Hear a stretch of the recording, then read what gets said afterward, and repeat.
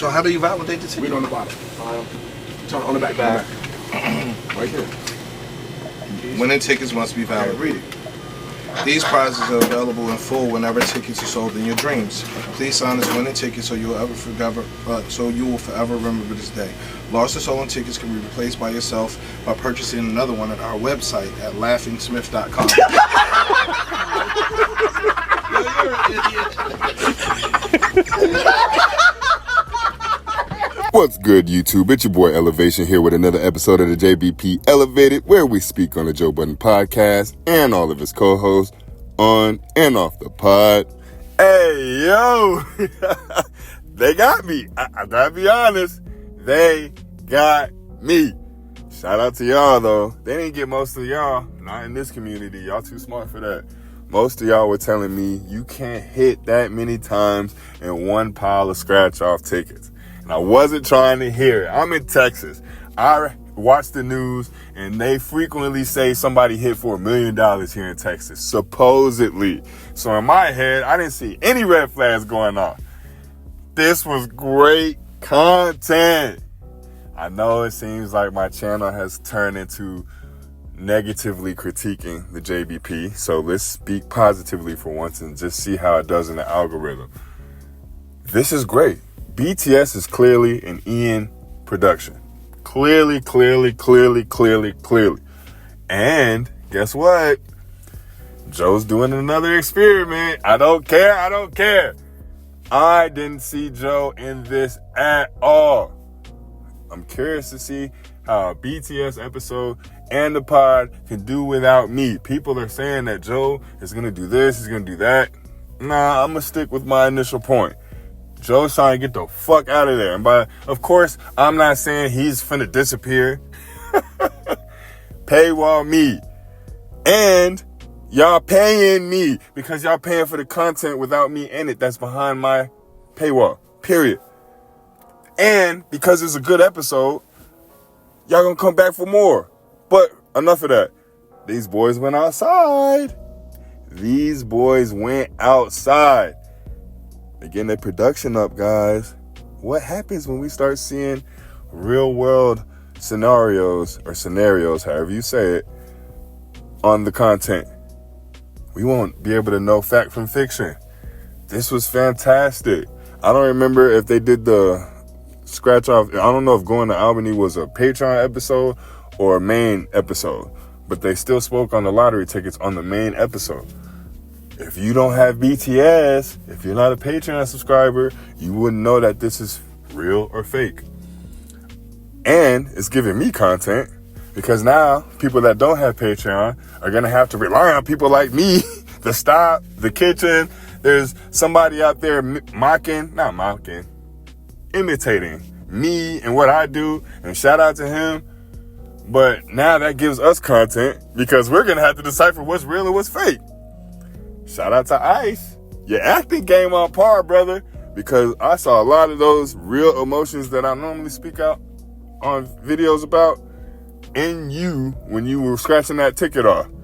So if that shit was fake, and the only reason I believe your ticket was fake too was because you were telling Ish where to look at the bottom to see that it was a fake card.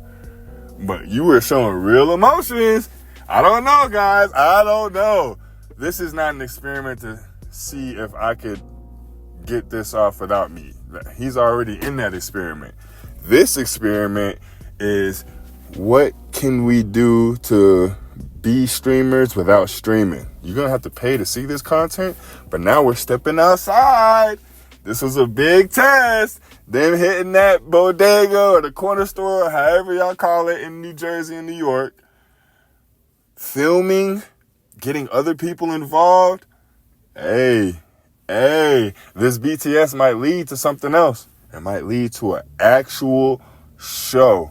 Hey guys, what happens when Joe, Ian, and everybody at the JBN get an actual show under their network that we all want to watch?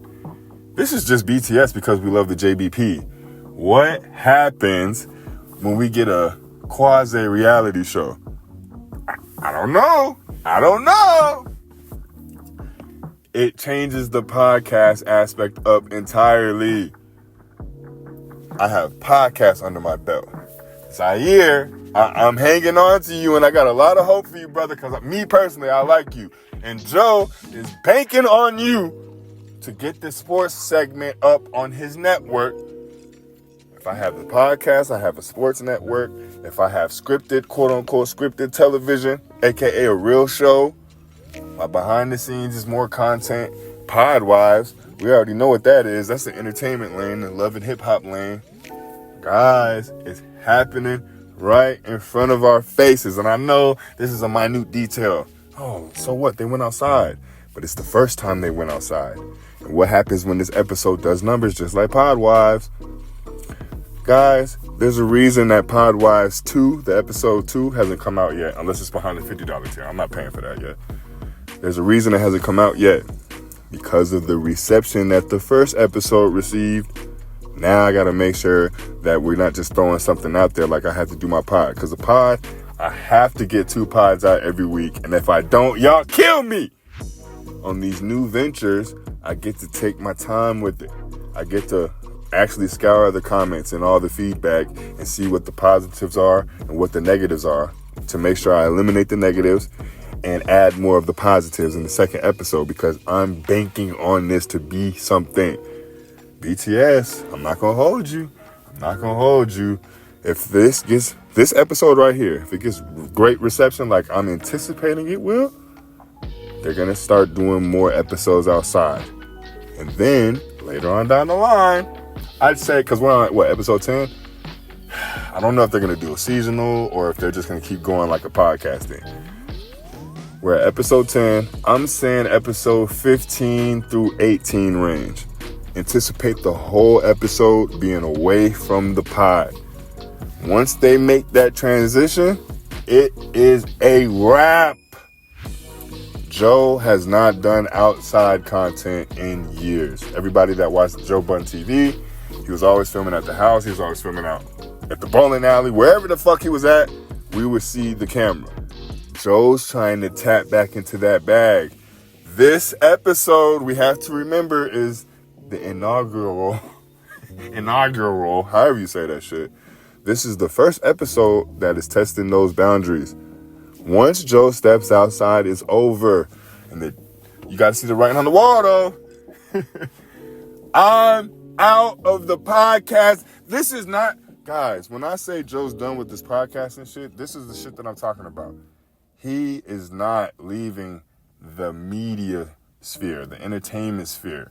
Podcasting is not the end all be all. I knew podcasting was the future, but now the future is here, which is why he told us vehemently there's no more money in podcasting.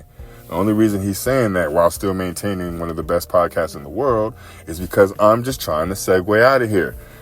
If I can get this podcast to maintain itself on its own and then start these shows, like I keep telling y'all, 4 to 7 shows, anticipate 4 to 7 shows in 2025. Fuck the mogul that y'all speak of, because y'all are trying to equate me to Joe Rogan, thinking that I'm not going to ever reach Joe Rogan. I'm thinking past Joe Rogan. I'm not trying to be the best podcaster ever. I'm trying to show y'all what happens when you keep transitioning as you get older. Salute to Joe. I see the play. Hopefully everybody that follows my content does as well. I salute y'all, man. I appreciate y'all. And hold on.